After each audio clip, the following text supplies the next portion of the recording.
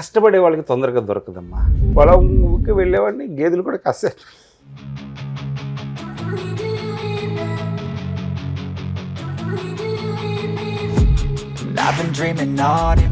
ఫ్లైట్ని నేల మీదకి తీసుకొచ్చారు.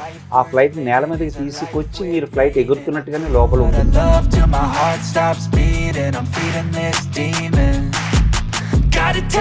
అమ్మనో నాన్ననో ఎవరో ఒక పర్సన్ ఉంటారు కదా మనకు స్పెషల్ గా, వాళ్ళని ఫ్లైట్ ఎక్కించాలనుకొని ఎక్కించలేకపోయారా ఎప్పుడైనా?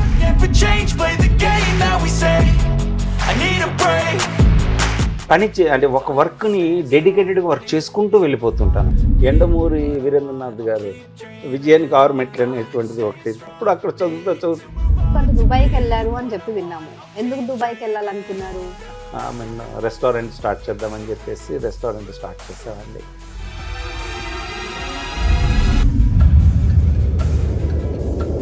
ఏంటంటే మన ఇండియాలో మనం ఫుడ్ కష్టపడి, ఒక రైతు కష్టపడి పండిస్తేనే మనకి పంట వస్తుంది.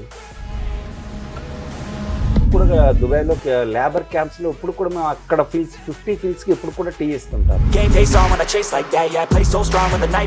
నమస్తే, welcome to Times of India సమయం. This is Sangeetika. మనుషులు కృషి ఉంటే మనుషులు ఋషులు అవుతారు అని చెప్పి నానుడి విన్నాం మనం. కానీ చాలామంది ఏదో కొద్దిసేపు ట్రై చేసేసి ఇంకా అయిపోయింది, ఇంతకు మించి మనం చేయలేమని చెప్పి ఆగిపోతుంటారు.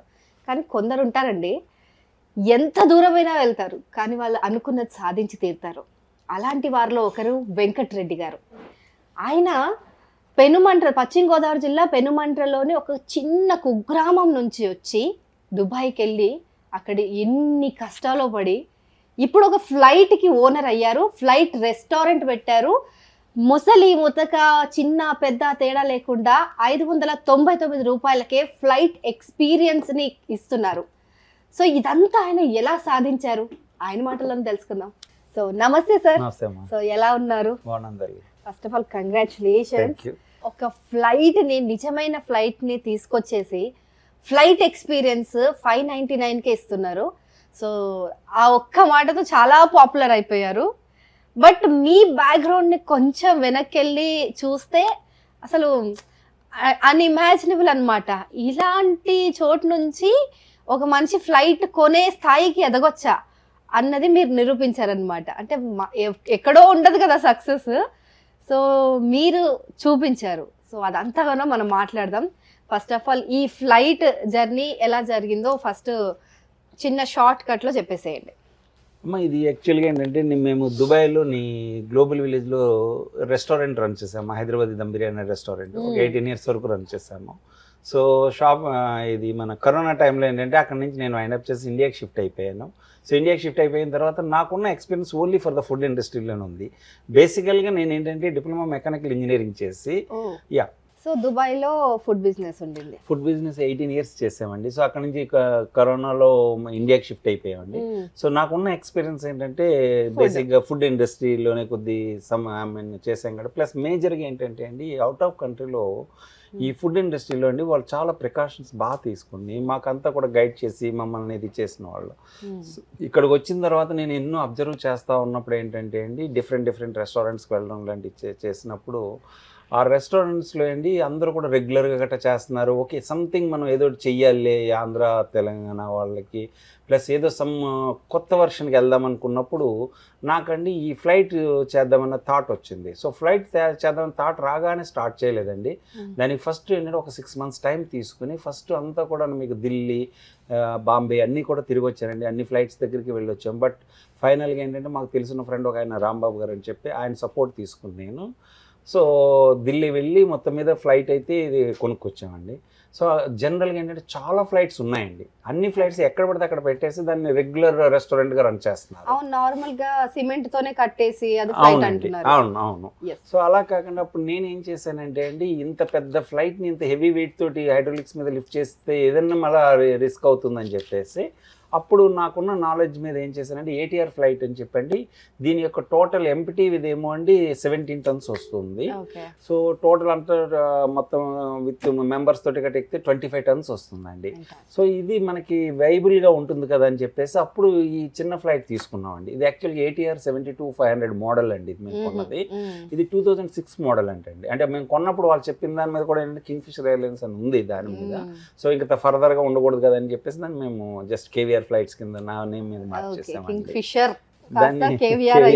మార్చామండి. సో అల్టిమేట్ గా మాకు ఏమైపోయిందంటే ఇప్పుడు మనం ఆల్రెడీ మీరు చూసాం, మన ఫ్లైట్ విజువల్స్ అవన్నీ చూసాము, ఆ ఎక్స్పీరియన్స్ అల్టిమేట్ గా ఉంది. సో ఇదంతా చేసిన మనిషి వెనకాల అసలు ఆయన తపన ఏంటి, అసలు ఎందుకు అది స్టార్ట్ అయింది, తర్వాత మీరు ఎందుకంటే దుబాయ్కి వెళ్ళారు అని చెప్పి విన్నాము, ఎందుకు దుబాయ్కి వెళ్ళాలనుకున్నారు? అంటే ఆనాటి పరిస్థితి ప్రకారం ఏంటంటే అండి, అంటే అవుట్ ఆఫ్ కంట్రీ అంటే ఇక్కడ సరైనటువంటి జాబ్స్ కట్ట అంటే ఆ థాట్స్ అన్నటువంటిది ఏదో అవుట్ ఆఫ్ వెళ్తే ఏదో సంథింగ్ సంపాదిద్దాం కదా అన్న ఉద్దేశంతో వెళ్ళానండి. యాక్చువల్గా యాజ్ ఏ స్టోర్ కీపర్గా వెళ్ళాము. స్టోర్ కీపర్ నుంచి అక్కడ ఏదో జస్ట్ వర్క్ చేస్తూ రెస్టారెంట్ స్టార్ట్ చేద్దామని చెప్పేసి రెస్టారెంట్ స్టార్ట్ చేసామండి. సో ఈ స్టార్ట్ చేయడానికి కూడా కొన్ని రీజన్స్ ప్రకారం చూస్తాయండి. అప్పట్లో ఏంటంటే అండి ఏదో చేయాలన్నటువంటి తపంతో అప్పుడు మా వయసుకి అంటే టాకింగ్ అబౌట్ ద 1992-93 ఆ టైంకి ఏంటంటే నేనైతేనండి యాక్చువల్గా ఎండమూరి వీరేంద్రనాథ్ గారు ఇప్పుడు మా ఫ్రెండ్స్ ఏదో చెప్తే విజయానికి 6 మెట్లు అనేటువంటిది ఒకటి తీసుకుని వెళ్ళాను యాక్చువల్గా. సో అప్పుడు అక్కడ చదువుతూ ఉండగా మళ్ళీ వచ్చినప్పుడు కూడా ఆయనయే కొన్ని బుక్స్ గట్రా తీసుకెళ్తూ జస్ట్ అలా ఇన్స్పైర్ అయ్యి అక్కడే నేను ఒక రెస్టారెంట్ స్టార్ట్ చేయడం జరిగిందండి.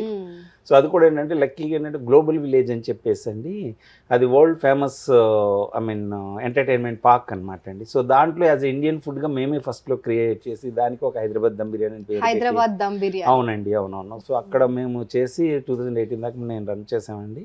సో ఇంకా అక్కడి నుంచి ఇక్కడికి వచ్చిన తర్వాత కూడా అవునండి కోవిడ్ టైంలో వచ్చేసానండి. సో వచ్చిన తర్వాత ఇక్కడ అదే ఇంకెక్కడికి వచ్చిన తర్వాత ఈ ఫ్లైట్స్ ఇవన్నీ చూసిన తర్వాత కొద్దిగా చేంజ్ చేద్దాము, ఏదో ఒకటి డిఫరెంట్గా ఆలోచిద్దామని చెప్పేసి అప్పుడు ఈ ఫ్లైట్ కొన్నాం అనమాట అండి. సో ఈ ఫ్లైట్ కొన్నప్పుడు ఇక్కడికి వచ్చే ముందు కూడా నేను మామూలుగానే పెడదాము, ఇలా జస్ట్ స్టెప్లైన్గా మామూలుగా స్టాండింగ్లో పెట్టేసి రెస్టారెంట్ చేసేద్దాం అనుకున్నాము. అట్లా కాకుండా సంథింగ్ అంటే ఏదో ఒక యూనిక్ అంటూ చెయ్యాలి.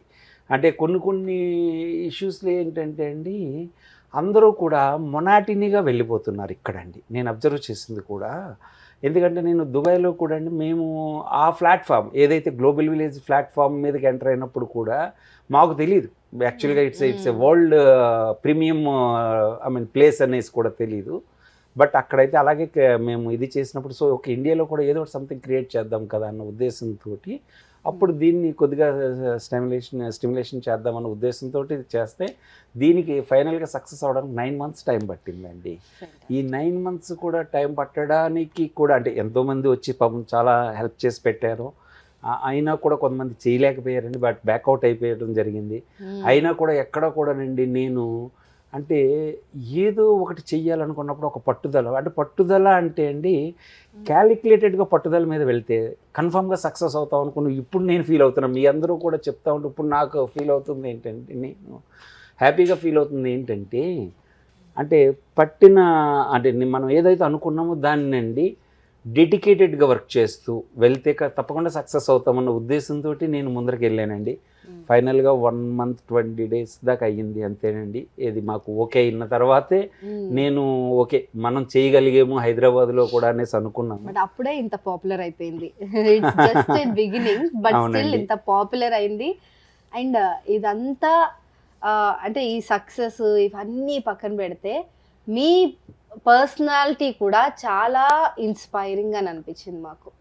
మీరు ఇప్పుడు ఫ్లైట్ కోసం ఇక్కడంతా తీసుకొచ్చారు అంటే ముసలి వాళ్ళు కూడా ఎక్కాలి, తక్కువ ప్రైస్లో ప్రతి ఒక్క మధ్యతరగతి కుటుంబంలో వాళ్ళు ఫ్లైట్ ఎక్స్పీరియన్స్ చేయాలి, అందుకంటే చాలా మందికి అది కళ ఉంటుంది నిజంగా.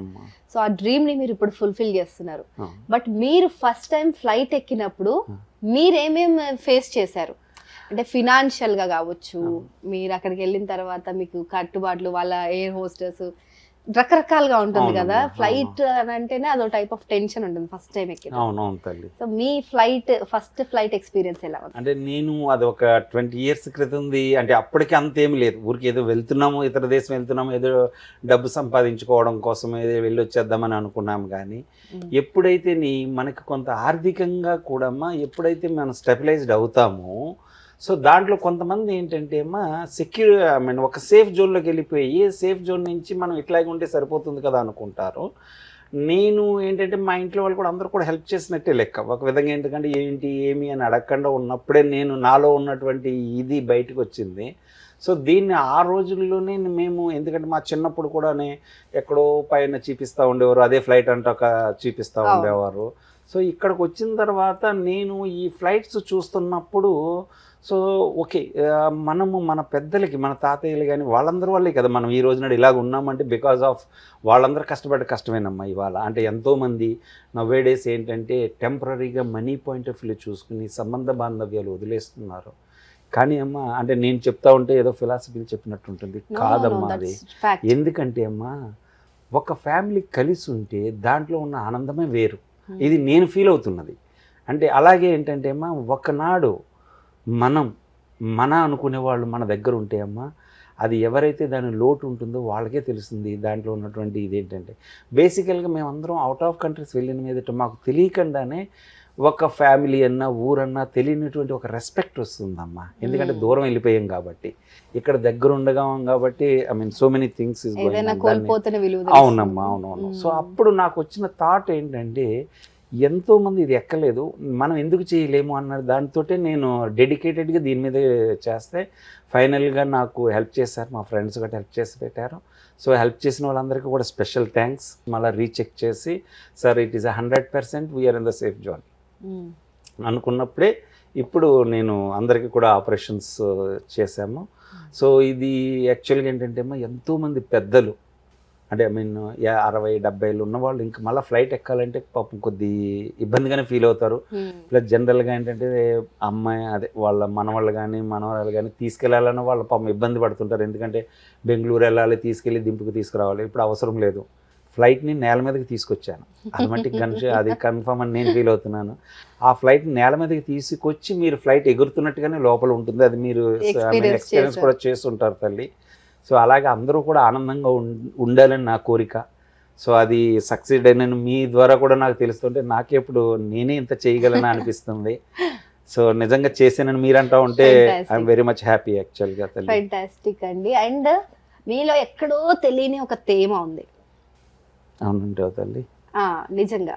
అంటే అది ఇప్పుడు మీరు చెప్పేటప్పుడు కూడా ఎమోషన్స్ గురించి, మానవ సంబంధాల గురించి ఇంత చక్కగా చెప్తున్నారు. సో మీకు మీ లైఫ్లో ఏదన్నా ఒక కాలం మిగిలిపోయిందా? అంటే మా అమ్మనో నాన్ననో ఎవరో ఒక పర్సన్ ఉంటారు కదా మనకు స్పెషల్గా, వాళ్ళని ఫ్లైట్ ఎక్కించాలనుకొని ఎక్కించలేకపోయారా ఎప్పుడైనా? అదేమి నేను అనుకోలేదమ్మా. ఎందుకంటే నేను ఎప్పుడు కూడా అంత కలలు కనలేదు. కానీ అంటే ఒక వర్క్ని డెడికేటెడ్గా వర్క్ చేసుకుంటూ వెళ్ళిపోతుంటానమ్మా. నేను అంటే కొన్ని బుక్స్ చదివిన ప్రకారం కూడా అంటే ఏంటంటే విజయం అన్నటువంటిది వెంటనే రాదు తల్లి. అది కేవలం ఎవరైతే మోసం చేస్తారో వాళ్ళకి ఏమైనా విజయం తొందరగా దొరుకుతుందేమో కానీ కష్టపడే వాళ్ళకి తొందరగా దొరకదమ్మా. సో అంటే నా ఈ 57 సంవత్సరాల ఈ చరిత్ర, ఈ జీవితంలో అంటే అందరూ లోటుపాట్లు, బట్ నేనైతే అమ్మా ఏ పని చేసినా ఒక రోజు నాడుగా నేను సక్సెస్ అయ్యాను అంటే ఆ రోజు నేను చాలా ఆనందంగా ఉంటుంటాను. కారణం ఎందుకు అంటే ఆ సక్సెస్కి బాధ్యుడిని నేనే, దానికి కష్టపడ్డది నేనే అన్న ఫీలింగ్తో నేను. సో అలా చేసుకుంటూ వెళ్తూ ఉన్నప్పుడు మేమమ్మా యాక్చువల్గా దుబాయ్లో కూడా ఒక టీ, మాది కేటీ అనేసి ఒక బ్రాండ్ ఉంటుంది. ఇప్పుడు కూడా దుబాయ్లో లేబర్ క్యాంప్స్లో ఇప్పుడు కూడా మేము అక్కడ ఫీల్డ్స్ 50 ఫీల్డ్స్కి ఇప్పుడు కూడా టీ ఇస్తుంటారు. మా అంటే ఇండియన్ కరెన్సీ 10 రూపాయలమ్మా, ఇప్పుడు 11 రూపాయలు. అంటే ఇది దగ్గర 10 సంవత్సరాల నుంచి కూడా ₹1 టీ, కాఫీ 2 ఇస్తుంటాము, ఎస్పెషల్లీ ఫర్ ద లేబర్ అమ్మా. ఎందుకంటే పాపం వాళ్ళు ఒక కాఫీ తాగాలంటే $2 కూడా ఖర్చు అవుతుంది, అంత చేయలేరు కాబట్టి దాన్ని నేను ₹10 ఇచ్చుకుంటూ వచ్చాను. సో అంటే ఒక విధంగా అంటే happy plus as well as కూడా నిజంగా కూడా చాలామంది చాలా హ్యాపీగా ఫీల్ అవుతున్నప్పుడు ఈ రోజునాడు నా ఇన్స్పిరేషన్ అక్కడి నుంచి కూడా ఈ ఫ్లైట్కి కూడా వచ్చి ఉంటుందని నేను ఫీల్ అవుతున్నాను. ఎందుకంటే అందుకే ఒక ఫ్లైట్ని ఎవరూ సాధించలేదు, సాధించేమో అంటే that means something is there. దాన్ని నేను అంటే ఇప్పుడు అందరూ కూడా ఇప్పుడు ఎంతోమంది పెద్దలు రావాలి, చూడాలి, దాన్ని వాళ్ళు ఆనందపడుతూ ఉంటే, వాళ్ళ ఫ్యామిలీ ఆనందపడుతుంటే ఆ ఆనందమే సరిపోతుందమ్మా. అంటే అది నేనేదో ఫిలాసఫీలు చెప్పట్లేదండి, ఆనందపడే వాళ్ళకే తెలుస్తుంది దాంట్లో ఉన్నటువంటి. ఊర్లలో నుంచి, గ్రామాల నుంచి, రావాలండి, రావాలి, చూడాలి. ఎందుకంటే ఇంత దగ్గరలో ఇంత ఫ్లైట్ని చూడటం అంటే మీరు ఇవన్నీ ఏంటంటే అండి, మీలాంటి వాళ్ళ ద్వారా మనం ఈ సమాజానికి కొన్ని మంచి పనులు అన్నటువంటి చేయడంలో మీ అందరితో పాటు నేను కూడా ఒక భాగస్వామిని అయ్యానంటే అది కూడా నాకు ఒక విధంగా, అంటే ఏ ఊర్లో పుట్టాను, diploma mechanical engineering, but elementary స్కూల్లోనే చదివాను తల్లి, గవర్నమెంట్ స్కూల్లోనే చదివాను. మా ఊరు ఇప్పటికీ నాకు సపోర్ట్ చేస్తానే వచ్చింది. అందుకోసం నేను ఈ రోజున ఈ స్టేజ్లో ఉన్నానంటే కూడా మా ఊర్లో ఉన్నటువంటి ఎంతోమంది సహకారాలే ఉన్నాయి తల్లి నాకు. అదేంటంటే నెగిటివ్ తీసుకుంటే నెగిటివే తల్లి, దాన్ని పాజిటివ్గా మలుచుకుంటలోకే మేబీ నేను అంటే నాకే ఏంటో అంటే ఒక మీరు అది పొగుడుతున్నారా లేదా ఏంటని ఉంటుంది నాకు అర్థం కావట్లేదు. కానీ మీరు అడుగుతూ ఉంటుంటే నో అంటే నెగిటివ్ అన్నటువంటిది కాకుండా పాజిటివ్గా తీసుకుంటేనే దీనికి ఈ రేంజ్ దాకా సక్సెస్ అవుతామా అన్నటువంటిది అనిపిస్తుందమ్మా మీరు అడిగే దాన్ని బట్టి. ఫెంటాస్టిక్ అండి. అండ్ దుబాయ్లోకి వెళ్ళిన తర్వాత మనకి దుబాయ్ అనగానే చాలా మందికి ఒక ఈజీ డెస్టినేషన్ చెప్పాలంటే. ఇప్పుడు అమెరికాకి వెళ్ళాలంటే చాలా కష్టపడాలి, అంత చేయాలి. మన బతుకు తెరువు కోసం చాలా మంది దుబాయ్కి వెళ్ళి, మన వాళ్ళు చాలా మంది మస్కట్ అలాంటి కంట్రీస్కి వెళ్ళి ఎంతో కష్టపడుతుంటారు. కానీ దుబాయ్ అంటే ఆ ఎమిరేట్స్ ఆ కంట్రీస్కి వెళ్తే అలాంటి భయం కూడా ఉంటుంది, అంటే అక్కడ వాళ్ళు ఇబ్బంది పెడతారని. నిజంగా ఉంటుందా? అలా ఏమి ఉండదమ్మా. అమ్మ ఇది ఎలా ఉంటుందంటే తల్లి, ఎవరైనా సరే ఎక్కడైనా మనం పని చెయ్యాలి అనుకున్నప్పుడు ఆ పనిలో మనం ఇన్వాల్వ్ అయిపోతున్నప్పుడు అమ్మ అది కష్టం నష్టం ఏమి ఉండదు తల్లి. ఎందుకంటే ప్రతి దేశము కూడా వాళ్ళ కంట్రీని వాళ్ళు ఇది చేయడం కోసం అందరికీ సపోర్టే చేస్తారమ్మా. ఏ కంట్రీ అయినా సరే సపోర్ట్ చేస్తారు తల్లి. బట్ దాన్ని మన వాళ్ళు ఏం చేస్తారంటే కొంత మిస్యూజ్ చేసుకుంటారు అని నా ఉద్దేశం. ఇప్పుడు ఎంతోమంది ఇప్పుడు తెలుగు వాళ్ళు కూడా దుబాయ్లో ఇప్పుడు బోల్ అండ్ రెస్టారెంట్స్ పెట్టేస్తున్నారు. రీజన్ ఏంటి, ఆ గవర్నమెంట్ సపోర్ట్ చేయకపోతే ఎవరు పెట్టలేరమ్మా. ఇప్పుడు అలాగే నేను ఇక్కడికి వచ్చాను, ఇక్కడికి వచ్చిన తర్వాత ఇప్పుడు ఎంతోమంది ఇక్కడ చేస్తున్నారు. మరి అవకాశం నాకే ఎలా వచ్చింది అంటే థాట్స్లో డిఫరెంట్, అంతే, నథింగ్ ఎల్స్. అది మనం వెతుక్కోవాలమ్మా. ఏంటి అంటే అమ్మా, మనకి ఎక్కడ అవకాశం ఉంది ఆ అవకాశంలో నుంచి మనం దేన్ని తీసుకోవాలన్నటువంటిది ఉన్నది. ఇప్పుడు మన హైదరాబాద్లో కూడా ఇన్ని లక్షల మంది, ఇన్ని కోట్ల మంది ఉన్నారు. అంటే మరి ఇంతమంది పెట్టింది మరి నాకే ఎందుకు అవకాశం వచ్చింది అంటే కాదమ్మా, థాట్, అంతే, దట్స్ ఆల్. దాని ఇంప్లిమెంటేషన్ బేసిక్గా ఏంటంటే అమ్మా, ఒక డిసిప్లిన్తో మనం వర్క్ చేస్తున్నప్పుడు తప్పకుండా అది సక్సెస్ అవుతాం. ఇప్పుడు దుబాయ్ వెళ్ళేమో అక్కడ ఏదో పెట్టాను అంటే అక్కడ ఉన్న రిసోర్సెస్లో నేను వెతుక్కున్నాను కాబట్టి నేను ఆ రెస్టారెంట్ అన్నటువంటిది నేను అక్కడ పెట్టగలిగాను. ఇప్పుడు నాతో పాటు చాలామంది వచ్చారు, బట్ వాళ్ళందరూ ఇంకా ఎంప్లాయీస్గానే మిగిలిపోయారు. ఎందుకంటే వాళ్ళు ఏంటంటే ఆ ఒక గిరి గీసుకుని ఆ గిరిలోనే ఉండిపోయారు. నేనేమో ఆ గిరి దాటి బయటకు వచ్చాను. సో అంటే గిరి దాటి బయటకు వచ్చానంటే మా ఇంట్లో వాళ్ళు కూడా నాకు హెల్ప్ చేసినట్టే లెక్క. So that is what I feel. So అలాగే ఐ థింక్ దుబాయ్లో కూడా మేము బాగానే రెస్టారెంట్ రన్ చేసామమ్మా. అట్లాగే ఇప్పుడు ఇక్కడ కూడా ఏంటంటే నేను సజెషన్స్ ఇవ్వడం కాదు కానీ తల్లి, మా రెస్టారెంట్స్లో ఇందాక మీరు వస్తువులకి నేను మెడికల్ చేపిస్తున్నాను అందరికీ కూడా చెకప్స్. మెడికల్ చెకప్స్ ఏంటంటే అమ్మా, దాంట్లో అదేమవుతుందంటే మనిషికి ఒక చిన్న డిసీజ్, అది అందరికీ ఏం బ్యాడ్ ఏం కాదు తల్లి అది. బట్ వాళ్ళ కుక్ చేస్తుంటే దాంట్లో నుంచి కొద్దిగా బ్యాక్టీరియా ఉన్న వాళ్ళకి కొద్ది పాస్ అవుతుంటాయి. దాని కాకుండా ఎవరికి ఉండదు, లక్షల్లో ఎవరో ఒకరికి బై మిస్టేక్ ఉంటుంది అంతే. ఆ మిస్టేక్ కూడా మనం చేయకూడదన్న ఉద్దేశంతో నేను వాళ్ళకి టెస్ట్ చేయించాను. ఇప్పుడు సపోజ్ వాళ్ళందరూ ఇదిగా ఉన్నప్పుడు మీకు ఎటువంటి ఫుడ్ వండేసి మనం ఎదుటి వాళ్ళకి ఇచ్చినా కూడా ఏమీ ప్రాబ్లం రాదమ్మా. అంటే బేసిక్గా కూడా ఏంటంటే మనకు కూడా ఇక్కడ మన ఇండియా కానీ హైదరాబాద్లో కానీ వీళ్ళందరూ కూడా కొద్ది నీట్నెస్ మెయింటైన్ చేసి మనమమ్మ ఆరోగ్యంగా ఉంటేనే మన థాట్స్ కూడా ఆరోగ్యంగా వస్తాయమ్మా. మన థాట్స్ ఆరోగ్యంగా వస్తే ఆటోమేటిక్గా మనం చేసే పనుల్లో కూడా పాజిటివ్నెస్ కనపడుతుంది. మనం చేసే పనుల్లోనే పాజిటివ్నెస్ కనపడదంటే ఆటోమేటిక్గా నీ చుట్టూరు ఉన్న సర్కమ్స్టెన్స్ కూడా నీకు పాజిటివ్గానే తయారవుతుంది. దిస్ ఈజ్ వాట్ నేను నమ్మిన ఇది. సో అందుకోసమే నేను నా దగ్గరికి ఎంతమంది వస్తారో వాళ్ళందరూ కూడా హ్యాపీగా ఉండాలి, విత్ హైజీన్ ఫుడ్ తోటి బయటకు వెళ్ళాలి. సో ఆ ఉద్దేశంతో నేను మీకు ఇది కూడా పెట్టాను. నెక్స్ట్ కూడా ఏంటంటే తల్లి, ఇది సజెషన్ అని అనుకోవద్దు ఎవరు కూడా. ఏంటంటే మన ఇండియాలో మనం ఫుడ్ కష్టపడి, ఒక రైతు కష్టపడి పండిస్తేనే మనకి పంట వస్తుంది. దాని విలువ తెలియక చాలామంది పాడు చేస్తున్నారు తల్లి. ఎందుకంటే మేము అవుట్ ఆఫ్ కంట్రీలో ఉన్నాం, ప్రతిదీ కూడా ఇంపోర్టే చేసుకోవాలి. ఎప్పుడైతే ఇంపోర్ట్ చేసుకుంటామో దాంట్లో ఉన్నటువంటి విలువ అది ఎక్కడ వేస్ట్ కానివ్వము ఎక్కడ కూడా. సో అట్లాగే ఇప్పుడు నేను కూడా తీసుకున్నది ఏదో లిమిటెడ్ మీల్ అని కట్టని ఏదో 2-3 వచ్చి అడిగినప్పుడు ఇలాగ కాదు, మాకు హెవీ ఐటమ్స్ ఎక్కువ ఉండాలి అని. దెన్ దట్ ఇస్ వాట్ నేను చెప్పేది ఏంటంటే, ఎక్కడైనా సరే హెవీ మీల్స్ ఎక్కువ ఉండాలి అనుకున్నప్పుడు దాంట్లో వేస్టేజ్ కూడా ఎక్కువ అవుతుందమ్మా. ఎందుకంటే పర్ మనిషి ఎవరైనా సరే తల్లి ఒక లిమిట్లోనే తింటగలరు, అంతకన్నా ఎక్కువ తినలేరు. బట్ ఐటమ్స్ మట్టుకు టచ్ చేస్తారు. What about the other item? మీరు టచ్ చేయనటువంటి ఐటమ్ని వాళ్ళు పడేయాలి. ఇప్పుడు ఇట్స్ నేను మట్టుకి ఎవరికి కూడా సజెషన్స్ మట్టుకు కాదండి, ఎవరిష్టం వాళ్ళది. బట్ నేను చేసేది ఏంటంటే లిమిటెడ్ ఐటమ్స్ తోటి లిమిటెడ్గా వాళ్ళకి ఇస్తే వేస్టేజ్ అన్నటువంటిది తక్కువ అవుతుంది. ఆ వేస్టేజ్ తక్కువ అవుతుందంటే ఆటోమేటిక్గా మనం మన కంట్రీలో ఉన్నటువంటి ఫుడ్ని సేవ్ చేస్తున్నట్టే లెక్క. గ్రేట్ అండి, గ్రేట్ థాట్. సో ఆ థాట్ తోటే ఎస్, మనకి ఏం కావాలి, మన ఇంటికి వచ్చినప్పుడు మనకి ఎవరికి ఎలా ఇస్తామో రాగానే వాటర్ బాటిల్ ఇస్తాము, లేదంటే వెల్కమ్ డ్రింక్ అని చెప్పేసి ఇస్తారు. సో ఏదైతే ఇప్పుడు మనం రెగ్యులర్గా కోక్ కానీ స్ప్రైట్ కానీ, అంటే I don't know that names నేను రివీల్ చేయొచ్చో లేదో తెలియదు కానీ అమ్మా, అలాగే ఇచ్చినప్పుడు ఈ మొజ్జితో అన్నటువంటిది మన పెద్దలకి, తాతలు కానీ అమ్మమ్మలు కానీ వాళ్ళకి తెలియదు యాక్చువల్గా. ఒకవేళ నిజంగా వెళ్ళి అమ్మ ఇది కొద్ది కాస్ట్లు ఎక్కువ, ఇది తాగు అంటే వద్దురా బాబు అది అమౌంట్ ఎక్కువ అవుతుంది నో, అటువంటిది నా దగ్గరకు వచ్చినప్పుడు ఫ్రీ ఆఫ్ ద కాస్ట్ తోటి వాళ్ళు ఆ టేస్ట్ చూస్తే మా వాళ్ళు నాకు ఆ టేస్ట్ ఇచ్చారా అనుకుంటారు. అది కూడా ఫ్రీ అన్నట్లోకి తప్పకుండా నాన్నమ్మ తీసుకుంటుందండి. అదే కానీ 20 రూపాయలు అని చెప్తే వద్దని చెప్పేస్తాను, డ్రాప్ చేస్తాను. సో దాన్ని డ్రాప్ చేయకుండా దాన్ని నేనే ఇస్తున్నాను ఫ్రీ ఆఫ్ ద కాస్ట్. అంటే ఫ్రీ ఆఫ్ ద కాస్ట్ అంటే దీంట్లో నేను ఇన్వాల్వ్ చేశానండి. నెక్స్ట్ ఏంటంటే అది అయిపోయిన తర్వాత సార్ ఫుడ్ అండ్ 2 స్టార్టర్స్. ఎవరైనా సరే నోవేడేస్ ఎక్కడైనా ఒక ఫంక్షన్కి పిలిస్తే ఒక ఫంక్షన్లో ఎన్ని ఐటమ్స్ మీరు ముట్టుకుంటారో అన్ని ఐటమ్స్ కూడా నేను నా కాంబో మీల్లో పెట్టానండి. అది కూడా యాజ్ ఇట్ ఈస్ మనకు ఫ్లైట్లో అలాగే ఇస్తారండి. ఆ ఫ్లైట్ని నేను మీకు విత్ ట్రే అండ్ ఆల్, ఎందుకంటే ఆ ఫ్లైట్లో మీరు తింటున్నప్పుడు వాళ్ళు ఆ ఫీల్ అవ్వాలి. అసలు ఎట్లా ఇస్తారని రెగ్యులర్గా ఇస్తే ప్రతి ఇంటికి వెళ్తే కూడా అదే భోజనం పెడతారు. నో, ఫ్లైట్లో ఉన్నప్పుడు ఏ విధంగా వాళ్ళు వస్తారు, ఏ విధంగా క్లీన్ చేస్తారు, ఎంత హైజీన్గా ఉంటారు. అంటే మా మనవాళ్ళందరూ ఇంత హైజీన్గా ఉంటారు, అయితే నేను కూడా ఆ హైజీన్నెస్ నేను కూడా చూసాను అని చెప్పి ఆ అమ్మమ్మ కానీ నాన్నమ్మ కానీ తాత కానీ వాళ్ళకి చెప్పాలి. ఎందుకంటే ఆ ఫీల్ అవుతారన్న ఉద్దేశంతో నేను దాన్ని క్రియేట్ చేశానండి. సో మీరు రైతు బిడ్డ? అవునండి, వ్యవసాయం చేశారు మీరు?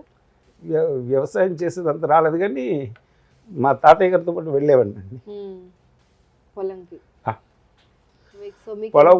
వెళ్ళేవాడిని, గేదెలు కూడా కాసారు. అండ్ టుడే మీరు ఇంత సక్సెస్ అయినారు. So this is what the inspiration అండి, నథింగ్ ఎల్స్. సో ప్రతి ఒక్కరూ మనం చేసే చిన్న చితక పని మనం ఇక్కడే ఉండిపోతామేమో అని అనుకుంటారు చాలామంది. మీరు ఆ రోజు గేదెలు కాస్తున్నప్పుడు మీరు అక్కడే ఉండిపోయి ఉంటే ఇవాళ మాకు ఈ ఫ్లైట్ రెస్టారెంట్ ఉండకపోయేది. సో నిజంగా హ్యాట్స్ ఆఫ్ అండి. ఫస్ట్ ఆఫ్ ఆల్ కంగ్రాచులేషన్స్, నిజంగా great great great, very such an inspiration personality అండి. పొలం పనులు అన్ని తెలుసు, కష్టపడతాం తెలుసండి. పెట్టుకున్నారు అనమాట. ఎందుకంటే మా తాతయ్య గారు వాళ్ళందరూ కూడా వెరీ హార్డ్ వర్కర్స్ అండి. వ్యవసాయ కుటుంబం నుంచి వచ్చాం కదండి. అవును.